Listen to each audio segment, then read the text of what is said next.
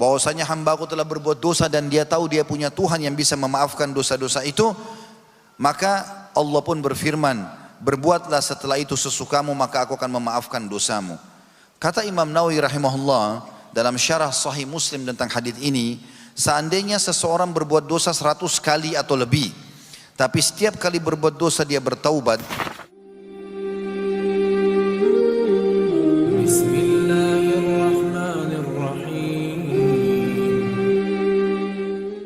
dosa atau pelanggaran sangat dibenci oleh Allah. Allah pun menanamkan kebencian itu pada setiap makhluk. Andai saja kita seorang pemilik perusahaan, lalu ada pegawai kita yang melanggar, atau kita memiliki sebuah instansi, atau memimpin sebuah instansi lalu ada yang melanggar, wajar kita membenci pelanggaran tersebut. Tetapi Islam datang mengajarkan kepada kita yang harus kita benci pelanggarannya saja, bukan harus dibenci orangnya atau fisiknya. Karena kapan dia meninggalkan perbuatan salah itu, maka Allah memerintahkan kita untuk menerima orang yang sudah meminta maaf ataupun telah memohon ampun kalau dalam hukum-hukum Allah, walaupun dia melalui proses hukum yang sudah ada. Seorang pencuri, pada saat dia mencuri dan ketangkap, dalam Islam ada hukum qisas, dipotong tangannya. Maka pada saat pun dia ketangkap lalu kemudian dia masuk penjara, sementara dalam proses dia bertaubat, tiba-tiba dia dengarkan ceramah lalu dia bertaubat, Allah terima taubatnya. Dan Allah perintahkan setiap orang beriman untuk menerima dia kembali kalau dia berbaur di masyarakat. Tetapi proses hukum potong tangan tetap berlaku, karena dia telah melanggar hukum Allah subhanahu wa ta'ala. Allah mengajarkan kita seperti itu. Dosa-dosa teman-teman sekalian, Allah telah buat dirinya tidak suka, dan juga Allah membuat orang-orang tidak suka, agar setiap orang di antara kita menjadi orang yang baik. Tetapi Islam datang dengan agama yang sempurna, atau menjadi agama yang sempurna. Allah subhanahu wa ta'ala memudahkan kita untuk melebur dosa-dosa kita. Bagaimana caranya supaya dosa-dosa itu bersih? Dosa dalam Islam, saudaraku seiman, terdiri dari dua. Ada dosa besar dan ada dosa kecil. Juga nanti ada dua bagian lagi, dosa yang berhubungan dengan Allah subhanahu wa ta'ala dan dosa yang berhubungan dengan makhluknya atau manusia. Kalau dosa besar, Ibnu Abbas radhiyallahu anhu mengatakan, dosa besar itu adalah setiap dosa yang diancam dengan neraka, murka, laknat, diangkat berkah hidup, atau siksa Allah di kuburan, ataupun siksa secara umum. Sebagian ulama mengatakan dosa besar adalah yang dilarang oleh Allah dari awal surah An-Nisa sampai ayat ke-30-nya. Qatada berkata dalam tafsir surah An-Nisa yang berbunyi, a'udzubillahi minasyaitonir rajim, in tajtanibu kaba'ira ma tunhauna anhu nukaffir ankum sayyi'atikum wa nudkhilkum mudkhalan karima. Jika kalian menjauhi dosa-dosa besar di antara dosa-dosa yang kamu dilarang untuk mengerjakannya, niscaya kami akan menghapus semua dosa-dosa kecilmu dan kami masukkan kamu ke tempat yang mulia. Ayat ini menjelaskan tentang adanya dosa besar dan dosa kecil.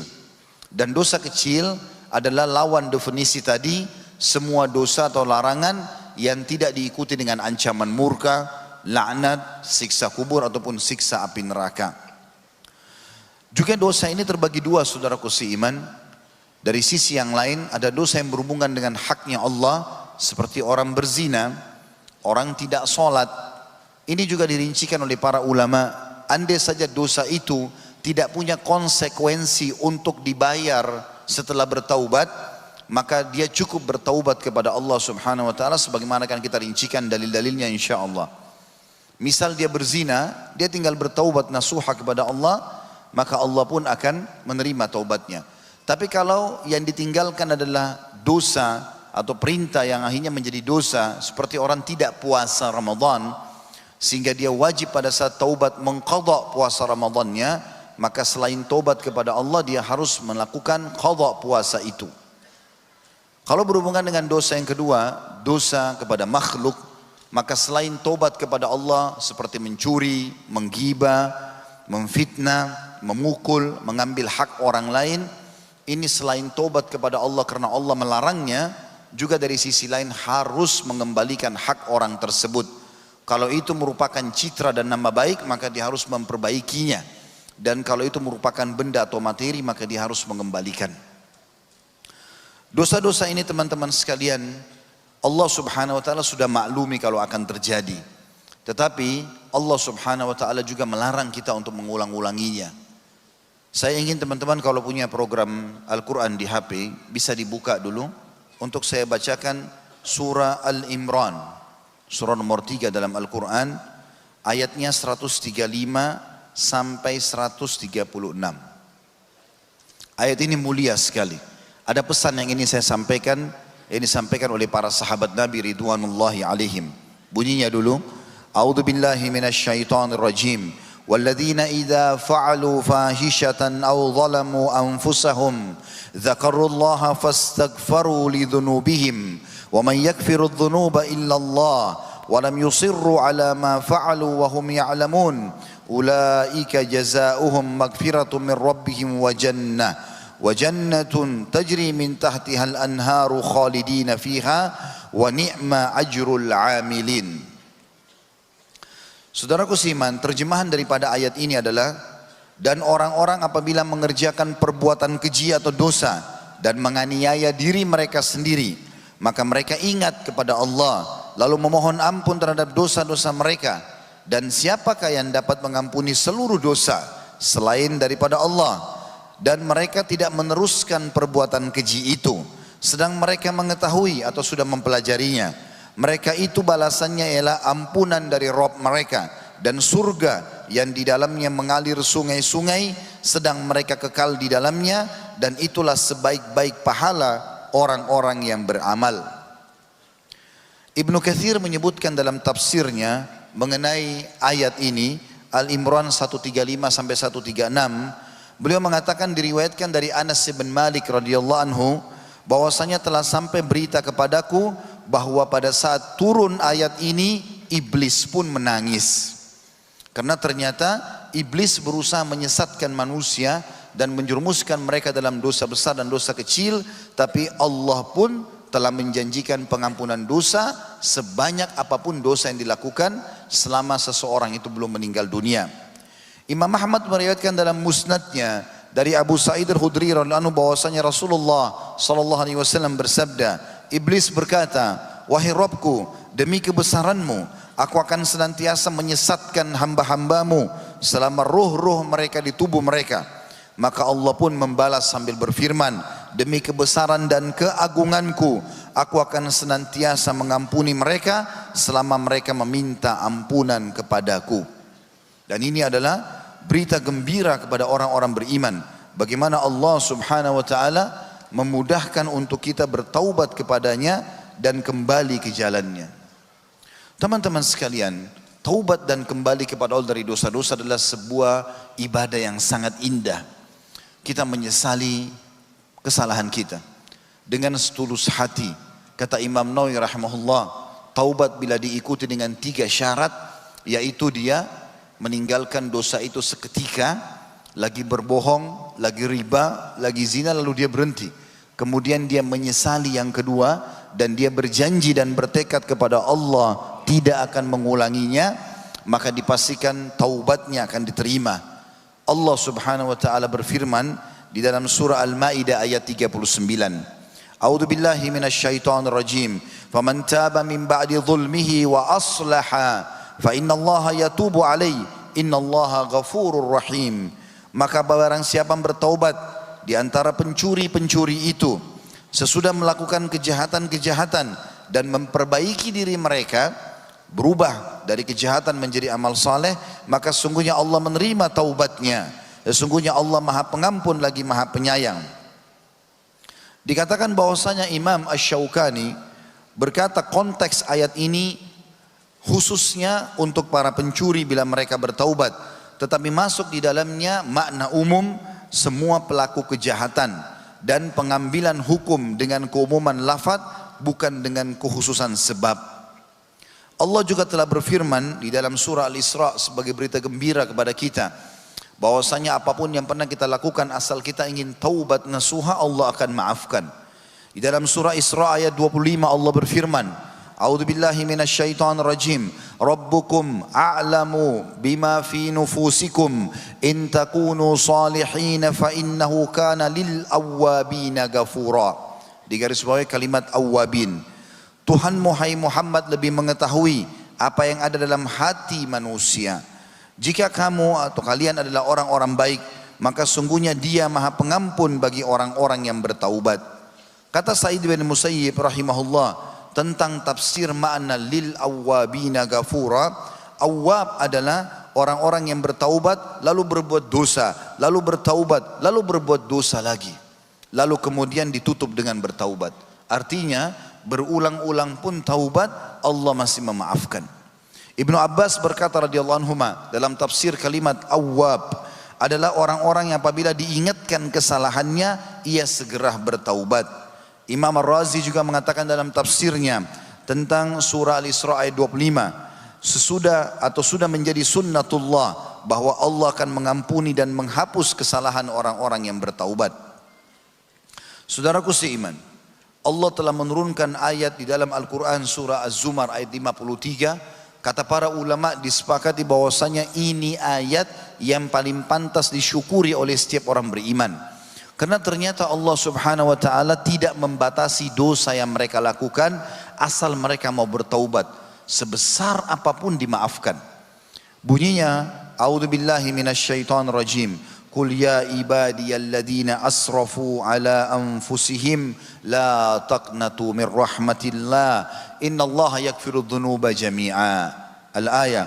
Katakanlah hai Muhammad kepada seluruh hamba-hambaku bahwasanya kalaupun mereka telah menganiaya atau melampaui batas terhadap diri mereka sendiri, janganlah mereka berputus asa dari rahmat Allah, karena Allah akan memaafkan semua kesalahan. Juga dalam surah Tahrim ayat 8 Allah berfirman memerintahkan kita untuk taubat dari dosa-dosa kita. Artinya taubat ini teman-teman 6 huruf yang harus kita jadikan sebagai salah satu huruf yang terekam baik-baik di benak kita. Karena dengan kalimat ini kita tanamkan dalam benak kita dan kita resapi dalam hati, maka kita akan aman dari semua hukuman Allah subhanahu wa ta'ala, dari pelanggaran apapun. Dan Allah subhanahu wa ta'ala luas rahmatnya, beda dengan manusia. Ya mungkin pada saat seseorang memiliki seorang pegawai berbuat salah, maka sudah sangat berat dia untuk memaafkannya. Tapi Allah luas rahmatnya. Allah memerintahkan dalam At-Tahrim ayat 8. A'udzubillahi minasyaitonir rajim. Ya ayyuhalladzina amanu tubu ilallahi taubatan nasuha. Asa rabbukum an yukaffira ankum sayyiatikum wa yudkhilakum jannatin tajri min tahtihal anhar. تجري من تحتها الأنهار يوم لا يخزي الله النبي والذين آمنوا معه نورهم يسعى بين أيديهم وبأيمانهم يقولون ربنا أتمم لنا نورنا واغفر لنا وإنك على كل شيء قدير. Hai orang-orang yang beriman, bertaubatlah kepada Allah dengan taubat yang semurni-murninya. Mudah-mudahan Tuhan kamu akan menghapus kesalahan-kesalahanmu dan memasukkan kamu ke dalam surga yang mengalir di bawahnya sungai-sungai. Pada hari ketika Allah tidak menghinakan Nabi dan orang-orang yang beriman bersama dengan dia di hari kiamat. Nanti kalau mereka bertaubat, mereka akan bersama Nabi Muhammad SAW. Sedangkan cahaya mereka memancar di hadapan dan di sebelah kanan mereka. Sambil mereka mengatakan, ya Tuhan kami, sempurnakanlah bagi kami cahaya kami dan ampunilah kami. Sesungguhnya Engkau Maha Kuasa atas segala sesuatu. Allah sangat menganjurkan dalam ayat ini untuk bertaubat nasuha. Dan taubat nasuha dibutuhkan untuk dosa-dosa besar. Umar bin Khattab mengatakan, waktu ditanya tentang taubat nasuha, tentang dosa-dosa besar adalah taubat nasuha kalau seseorang bertaubat dari kesalahan-kesalahan dan tidak akan mengulangi lagi selama-lamanya. Di antara hal yang menyempurnakan taubat adalah seringnya lisan seseorang mengucapkan istighfar. Jadi kalau taubatnya kata para ulama adalah ikrar kalau tidak akan mengulangi. Sementara istighfar ucapan permintaan maafnya. Jadi kalau seseorang berlanggar di satu kantor, di satu instansi, maka ada dua hal yang dia lakukan. Selain mengucapkan dengan lisan permohonan maaf, maka dia pun menulis ya sebuah pernyataan kalau dia tidak akan mengulanginya. Istighfar adalah pengucapan lisannya, sementara taubat adalah pengikraran kalau dia tidak akan mengulanginya. Imam Qurtubi mengatakan bahwasanya perkataan para ulama bahwa istighfar yang dipinta agar taubat bisa diterima adalah istighfar yang melepas simpul keangkuhan, bukan karena terpaksa dan kesombongan, bersumber dari hati sanubari atau bersumber dari hati sanubari, bukan sekedar ucapan lisan saja, dan bisa menghilangkan kerasnya hati. Adapun orang yang cuma mengucapkan saya beristighfar kepada Allah saja dengan lisannya, sedangkan hatinya bersikeras untuk berbuat maksiat, maka istighfarnya masih membutuhkan istighfar yang lain. Dan ini diambil dari perkataan Al-Hasan Basri rahimahullah, seorang ulama besar yang mengatakan istighfar kita masih membutuhkan istighfar lagi. Imam Qurtubi memberikan komentar, yang dimaksud dengan perkataan Imam Hasan Basri istighfar kita membutuhkan istighfar yang lain adalah seperti di zaman beliau, di mana beliau melihat ada orang yang berbuat dosa lalu mengulanginya, berbuat dosa lalu mengulanginya, dan mereka sibuk sambil buat dosa sambil mengucapkan istighfar dengan lisannya, seakan-akan mengolok-olok istighfar itu. Maka bagaimana dengan kalau Imam Qurtubi hidup di zaman kita sekarang? Orang terus merajalelakan perbuatan dosa. Ada orang berbuat dosa masih mending karena dia berbuat dosa dan menutupi untuk antara dia dengan Allah. Dia berzina, dia berbohong, dia berbuat dosa apapun, dia sembunyikan antara dia sama Allah, dan dia tahu itu kesalahan sambil dia bertaubat. Ini positif. Tapi ada orang la haula wala quwata illa billah, karena mereka malah menyebarkan kerusakan. Bukannya dia hanya menikmati dosa itu sendiri, sehingga Allah pun kalau menghukum dia sendiri, tapi dia malah mengajak orang lain. Bukannya ya dia hanya mengajak orang, bukannya dia bertobat dan mengajak orang tobat, malah dia mengajak orang berbuat salah. Ada orang berzina, dia tutupi, maka dia masih mending dibandingkan orang yang buka tempat perzinahan. Ada orang yang mungkin membuka diskotik, ada orang membuka tempat-tempat kemaksiatan sehingga orang lain terjerumus dalam kesalahan. Maka ini jelas mereka seakan-akan mengolok-olok Allah Azza wa Jal kalau mereka beristighfar dengan lisannya, karena ternyata tempat-tempat maksiatnya masih berjalan. Kalau orang beristighfar, maka harus diikuti tentunya dengan kesungguhan dalam keinginan untuk bertaubat kepada Allah Subhanahu wa taala. Allah menurunkan banyak sekali ayat berhubungan dengan masalah istighfar ini, di antaranya surah Nuh ayat 10, a'udzubillahi minasyaitonir rajim, faqultu astaghfiru rabbakum innahu kana ghaffara. Aku pun berkata kepada kaumku, ya Allah, bahwasanya mohon ampunlah kepada Tuhan kalian, sungguhnya Dia Maha Pengampun. Juga di dalam surah An-Nisa ayat 106 Allah berfirman, a'udzubillahi minasyaitonir rajim, wastaghfirillah innallaha kana ghafurar rahima. Dan mohon ampunlah kalian kepada Tuhan kalian Allah, karena Dia Maha Pengampun lagi Maha Penyayang. Disebutkan dalam sebuah hadis riwayat Imam Muslim, hadis qudsi, hadis yang sangat mulia, bahwasanya Nabi SAW meriwayatkan dari Tuhannya, qala, atau saya sebutkan dari awal, Abu Hurairah berkata radhiyallahu anhu bahwasanya anin Nabi SAW fima yahkihi ar-Rabbihi azza wa jal, bahwasanya Nabi SAW menyampaikan dari Tuhannya yang maha mulia dan maha suci, qala aznaba abdun faqala Allahumma gfirli dhambi, seseorang hamba telah berbuat dosa, lalu dia tahu dia punya Tuhan, kemudian dia mengatakan ampunilah dosaku dengan tulus. Faqala tabaraka wa ta'ala aznaba abdi dhanban fa'alima anna lahu rabban yakfiru dzam wa ya'khudhu bidzam thumma 'ada fa'aznab, bahwasanya hambaku telah mengetahui bahwasanya dia punya Tuhan yang bisa mengampuni dosa-dosanya dan juga memaafkan dosa-dosa tersebut, lalu kemudian dia kembali berbuat dosa. Faqala, Allah pun berfirman atau dia pun mengatakan, ay rabbi ikfirli dzambi, ya Tuhanku ampunilah dosaku lagi. Artinya kata sebagian ulama hadis, pada saat dia melakukan dosa dia bertobat nasuha, Allah terima. Beberapa tahun kemudian terulang lagi dia melakukan dosa tanpa dia maksudkan ingin mengulang pada saat dia tobat yang awal. Faqala tabaraka wa ta'ala, maka Allah pun berfirman di taubat dia yang kedua, abdi aznaba dzamban fa'alima anna lahu rabban yakfiru dzam wa ya'khudhu bidzam, hambaku telah berbuat dosa tapi dia tahu ada Tuhan yang bisa memaafkan dan juga tidak menghukum dengan dosa tersebut. Thumma 'ada fa'aznab, namun dia terulang atau ketiga kalinya dia melakukan dosa itu lagi. Faqala ay rabbi ikfirli dzambi, lalu dia mengatakan ya Tuhanku ampunilah aku. Faqala tabaraka wa ta'ala, Allah pun mengatakan untuk yang ketiga kalinya, adnaba abdi dzamban fa'alima anna lahu rabban yakfiru dzam wa ya'khudhu bidzam i'mal ma syi'ta faqad ghafartu laka, bahwasanya hambaku telah berbuat dosa dan dia tahu dia punya Tuhan yang bisa memaafkan dosa-dosa itu. Maka Allah pun berfirman, berbuatlah setelah itu sesukamu maka aku akan memaafkan dosamu. Kata Imam Nawawi rahimahullah dalam syarah Sahih Muslim tentang hadis ini, seandainya seseorang berbuat dosa 100 kali atau lebih, tapi setiap kali berbuat dosa dia bertaubat, maka Allah akan menerima taubatnya dan dosa-dosanya berguguran. Begitu juga seandainya dia langsung bertobat atas seluruh dosa-dosanya, maka akan diterima taubatnya. Dan maksud dari firman Allah, berbuatlah sesuka hatimu, karena sungguhnya aku telah memaafkanmu, adalah setiap kali engkau berbuat dosa dan mau bertobat dan menyesali perbuatannya atau perbuatanmu, niscaya aku akan mengampunimu. Tentu sekali lagi kata ulama, maksudnya adalah kalau seseorang itu berbuat dosa, dia taubat nasuha, tidak bermaksud mengulanginya. Setelah berapa tahun kemudian dia masih hidup dan dia terjerumus dalam dosa yang sama, lalu dia perbaharui taubatnya, maka secara otomatis Allah pun akan terima. Tapi dengan syarat sebagaimana Imam Nawawi mengatakan, harus dia ditobat yang pertama, tidak niat untuk mengulanginya pada masa akan datang, tapi dia terjerumus karena memang kelalaian dan tidak maksud dari awal ingin melakukannya.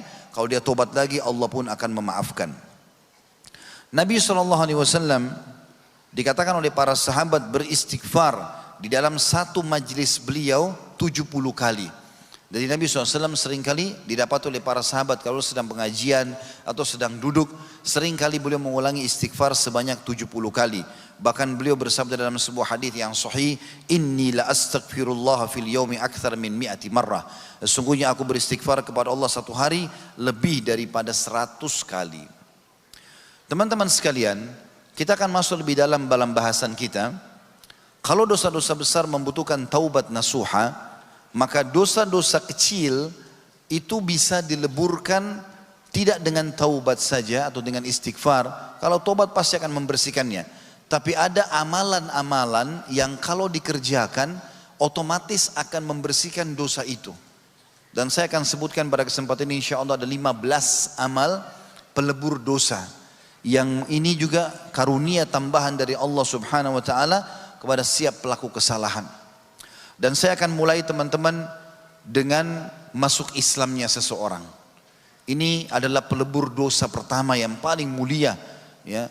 Karena seseorang yang tadinya dalam keadaan kafir, banyak pelanggaran-pelanggaran, mungkin sebelumnya menyembah berhala, menyembah kuburan, pohon, atau apa saja. Bahkan semua perbuatan maksiat yang dikerjakan di zaman jahiliyahnya pada saat masa kekafiran akan dimaafkan oleh Allah Subhanahu wa taala. Bahkan dalam beberapa riwayat dikatakan diganti oleh Allah menjadi pahala. Kita dengarkan hadisnya riwayat Imam Bukhari dari Abu Sa'id Al-Khudri radhiyallahu anhu, beliau mengatakan sesungguhnya dia mendengarkan secara langsung Rasulullah sallallahu alaihi wasallam bersabda, "Idza aslama al-'abd fahasuna islamuhu yukaffirullahu anhu kulla sayyi'atin kana zalafaha wa kana ba'da dzalika al-qisas al-hasanatu bi asyri amsalha ila 700 dhi'fin was sayyi'atu bimithliha illa an yatajawazallahu anha." Terjemahannya, apabila seseorang telah masuk Islam lalu dia memperbagus atau menyempurnakan keislamannya, betul-betul dia tekuni dan belajar serta mempraktekkan ajaran Islam, maka Allah akan menghapus seluruh dosa yang pernah dia lakukan.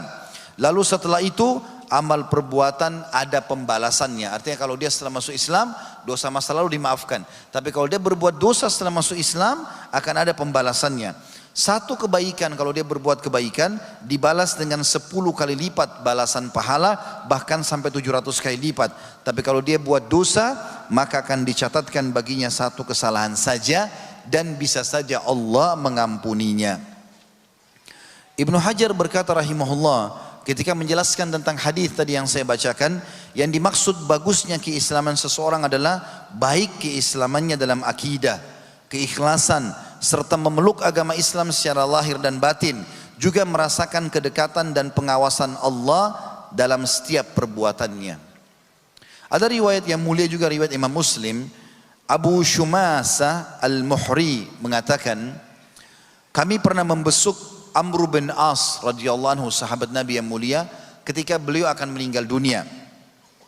Tiba-tiba dia menangis, Amr bin As menangis radhiyallahu anhu, dan memalingkan wajahnya ke dinding, tidak menghadap kepada kami lagi. Lalu anaknya berkata, wahai bapakku, bukankah Rasulullah SAW telah menjanjikan engkau begini dan begitu? Maksudnya Amr bin As termasuk sahabat yang dapat jaminan surga. Maka Amr bin As menghadapkan wajahnya kepada kami seraya menjawab, amal perbuatan yang paling mulia untuk dipersiapkan adalah persaksian bahwasanya tidak ada Tuhan yang berhak diibadahi kecuali Allah, murni beribadah kepada Allah, tidak ada kesyirikan, dan bahwasanya Muhammad adalah utusan Allah. Sesungguhnya aku mengalami 3 masa kehidupan dulu, tidak ada seorang pun yang paling aku benci melebihi Rasulullah SAW. Tidak ada yang mampu membuatku senang kecuali bisa membunuh beliau. Seandainya aku mati pada saat itu, pasti aku jadi penghuni neraka. Lalu tak kala Islam merasuk dalam hatiku, aku datang kepada beliau lalu aku berkata, ulurkanlah tangan anda untuk aku baiat. Maka Rasulullah SAW mengulurkan tangan kanan beliau dan aku pegang erat-erat tangan beliau. Lalu Rasulullah SAW berkata, wahai Amr, ada apa denganmu? Kenapa engkau memegang tanganku seerat ini? Maka aku menjawab, aku mempunyai sebuah syarat untuk membaiat anda. Maka Nabi SAW menjawab, apa syaratmu? Maka jawabku, diampuni seluruh dosa-dosaku. Maka Rasulullah SAW bersabda, tidakkah engkau ketahui bahwasanya Islam menghapus seluruh dosa yang terjadi sebelumnya? Maka tidak ada seorang pun yang lebih kucintai dan kuagungkan melebihi Rasulullah SAW, sampai aku tidak kuasa memandangnya karena rasa hormat. Seandainya aku mati pada saat itu, aku bisa berharap agar bisa menjadi penduduk surga. Jadi artinya 3 masa kehidupan Amr bin As ini, yang pertama beliau khawatir sekali kalau beliau meninggal dulu sebelum masuk Islam karena sangat benci dengan Nabi SAW. Yang kedua, beliau punya harapan sangat besar pada saat mengucapkan syahadat karena Nabi SAW menjanjikan seluruh dosanya dimaafkan. Lalu keadaan yang ketiga beliau mengatakan, namun setelah itu, setelah meninggalnya Nabi SAW, kita melewati banyak peristiwa. Aku tidak tahu bagaimana posisiku pada saat ini. Maka kalau aku mati, jangan ada yang meratapiku dan jangan menyalakan api. Lalu apabila kalian menguburku, taburkanlah tanah di atas tubuhku, kemudian berdiamlah di sekitar kuburku selama waktu cukup menyembelih unta dan membagikan dagingnya, sehingga aku bisa tenang dengan kalian dan akan aku lihat bagaimana menjawab pertanyaan utusan Tuhanku. Saksi bahasan teman-teman sekalian, bagaimana Amr bin As radhiyallahu anhu, di sini Allah Subhanahu wa taala memberikan jawaban dari lisannya. Kalau orang setelah masuk Islam itu akan dimaafkan semua kesalahan-kesalahannya. Juga pada saat turun firman Allah Subhanahu wa taala, ayat yang lain atau sebuah ayat menjelaskan surah Al-Furqan ayat 68 sampai 71. A'udzu billahi minasyaitonir rajim. Walladzina la yad'una ma'allahi ilahan akhara wa la yaqtuluna an-nafsa allati harramallahu illa bil haqqi wa la yaznun. Wa man yaf'al dzalika yalqa athama yudha'af lahu al-'adzabu yawmal qiyamati wa yakhlud fihi muhana illa man taba wa amana wa amila amalan salihan faulaika yubaddilullahu sayyi'atihim hasanat wa kana Allahu ghafurur rahima wa man taba wa amila salihan fa innahu yatubu ila Allahi mataba. Dan orang-orang yang tidak menyembah Tuhan yang lain beserta Allah, tidak berbuat syirik, ya, dan tidak membunuh jiwa yang diharamkan Allah untuk membunuhnya kecuali dengan alasan yang benar. Diserang tiba-tiba kita membela diri, atau misalnya orang melanggar hukum lalu dia kena hukuman mati. Dan tidak berzina. Barang siapa yang melakukan demikian, siapa yang melakukan kesyirikan atau 3 dosa tadi, niscaya dia mendapatkan pembalasan dosanya, yakni akan dilipat gandakan azab untuknya pada hari kiamat kalau dia tidak sempat taubat, dan dia akan kekal di dalam azab itu dalam keadaan terhina, kecuali orang-orang yang bertaubat, beriman dan mengerjakan amal saleh, maka kejahatan dan dosa-dosa mereka diganti Allah dengan kebaikan, dan Allah Maha Pengampun lagi Maha Penyayang. Dan orang-orang yang bertaubat dan mengerjakan amal saleh, maka sungguhnya dia bertaubat kepada Allah dengan taubat yang sebenar-benarnya. Ayat ini mulia sekali. Kalau tadi sabda Nabi SAW kepada Amr bin As hanya sekedar dimaafkan dosa-dosa, maka di sini Allah mengatakan ulaika alladziina yubaddilullahu sayyi'atihim hasanat. Mereka adalah orang-orang yang Allah ganti dosa-dosa mereka menjadi pahala. Disebutkan dalam tafsir At-Tabari bahwa ayat ini turun karena ada beberapa orang musyrik ingin masuk Islam, tapi dulunya mereka banyak melakukan dosa-dosa, maka mereka takut jangan sampai setelah masuk Islam mereka tetap dihukum dengan dosa-dosa itu. Lalu Rasulullah SAW menjelaskan tentang tafsir ayat ini. Ibnu Abbas berkata bahwasanya sesungguhnya ada beberapa orang-orang musyrik sering membunuh dan berzina sebelum masuk Islam. Lalu mereka datang dan bertanya kepada Rasulullah sallallahu alaihi wasallam, sesungguhnya yang engkau katakan dan serukan adalah dakwah yang benar dan baik, tapi adakah yang bisa menghapus apa yang kami perbuat? Maka turunlah firman Allah surah Al-Furqan ayat 68 bahwasanya Allah akan memaafkan bahkan mengganti semua dosa-dosa yang pernah mereka lakukan. Yang kedua teman-teman sekalian, yang bisa melebur dosa seseorang adalah bertakwa kepada Allah. Dan bertakwa kepada Allah artinya hatinya selalu rindu ingin mengerjakan kepatuhan dan juga selalu semangat untuk meninggalkan pelanggaran Allah. Allah menyebutkan dalam surah At-Talaq ayat 5, A'udzu billahi minasyaitonir rajim, dzalika amrullahi anzalahu ilaikum wa may yattaqillaha yukaffir anhu sayyi'atihi wa yu'dhim lahu ajra. Itulah perintah Allah yang diturunkan kepada kalian, dan barang siapa yang bertakwa kepada Allah, niscaya dia akan menghapus kesalahan-kesalahannya dan melipat gandakan baginya pahala. Seseorang tentu akan termotivasi teman-teman untuk mengerjakan perintah Allah pada saat dia punya ilmu, dan seseorang juga akan meninggalkan larangan pada saat dia punya ilmu. Makanya ilmu, kata Imam Syafi'i rahimahullah, siapa yang menginginkan dunia agar dia bahagia, agar dia tentram, mendapatkan semua kebutuhannya, dia harus punya ilmu agama. Dan barang siapa yang ingin akhirat, dia juga harus punya ilmu. Siapa yang ingin kedua-duanya, dia juga harus memiliki ilmu. Kita tidak akan bisa taubat dari dosa kalau kita tidak mempunyai ilmu, ternyata itu pelanggaran agama. Dan juga kita tidak akan termotivasi mengerjakan perintah kecuali kita tahu itu adalah perintah agama. Maka kita harus mendalami ilmu. Allah juga menyebutkan tentang keutamaan orang yang bertakwa ini dalam surah Al-Anfal ayat 29, A'udzu billahi minasyaitonir rajim, ya ayyuhalladzina amanu in tattaqullaha yaj'al lakum furqanan wa yukaffir ankum sayyi'atikum wa yaghfir lakum wallahu dzul fadlil azim. Hai orang beriman, jika kamu bertakwa kepada Allah, maka niscaya Dia akan memberikan kepadamu furqan dan menghapus segala kesalahan-kesalahanmu dan mengampuni dosa-dosamu, dan Allah mempunyai karunia yang besar. Muhammad bin Ishaq rahimahullah berkata, furqan adalah pembeda antara kebenaran dan kebatilan. Artinya kalau orang bertakwa kepada Allah, dia belajar agama sehingga dia tahu apa yang harus dia kerjakan dalam ibadah-ibadah, kemudian dia meninggalkan dosa-dosa dengan ilmu. Kalau dia tahu itu adalah kesalahan, maka Allah akan membuka di depan mata dia mana benar dan mana yang salah, serta akan selalu menjadi cahaya bagi orang-orang lain sebagaimana dia sudah menjadi cahaya juga bagi dirinya sendiri. Yang ketiga teman-teman sekalian, menyempurnakan takwa kepada Allah dalam mengikuti ajaran Rasulullah sallallahu alaihi wasallam. Cukupkan dengan ajaran beliau, jalankan semua perintah baik wajib ataupun sunnah, tinggalkan semua larangan baik itu haram ataupun makruh. Tidak ada pilihan dalam masalah ini.